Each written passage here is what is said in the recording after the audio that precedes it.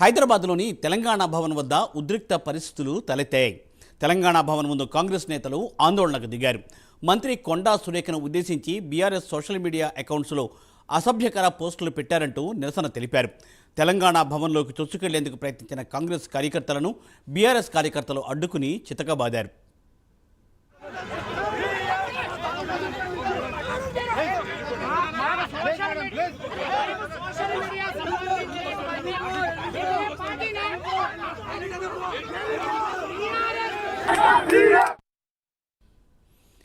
తెలంగాణ భవన్ వద్ద ఉద్రిక్త పరిస్థితులు తలెత్తాయి. మంత్రి కొండా సురేఖపై అభ్యంతరకరమైన పోస్టులు పెట్టారంటూ నిరసన వ్యక్తం చేశారు కాంగ్రెస్ పార్టీ కార్యకర్తలు. తెలంగాణ భవన్లోకి చొచ్చుకెళ్లేందుకు ప్రయత్నించిన కాంగ్రెస్ కార్యకర్తలను బీఆర్ఎస్ కార్యకర్తలు అడ్డుకుని చితకబాదారు.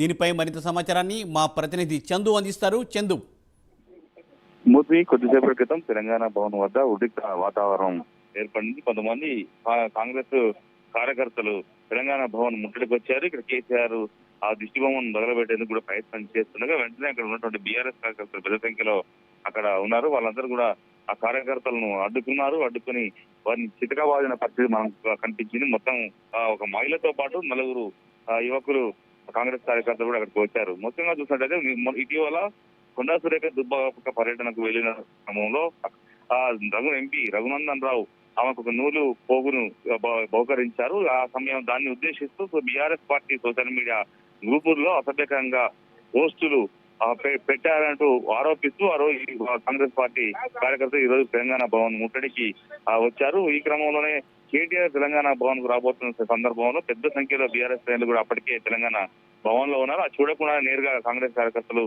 లోపలికి తెచ్చుకొని వచ్చే ప్రయత్నం చేయడంతో వీళ్ళు అడ్డుకోవడం, తోపులాట, ఘర్షణ వాతావరణం చెలరేగింది. దీంతో పెద్ద సంఖ్యలో బీఆర్ఎస్ కార్యకర్తలు ఉండడంతో కాంగ్రెస్ కార్యకర్తలు ఏం చేయలేకపోయారు. వాళ్ళని బీఆర్ఎస్ కార్యకర్తలను కూడా ఉరికించి తగ్గొట్టుకుంటూ వాళ్ళు తీసుకెళ్లిన పరిస్థితి మనం కనిపించింది. దీంతో ఒక్కసారిగా తెలంగాణ భవన్ పరిసర ప్రాంతాలను కూడా ఉద్రిక్తంగా మారింది.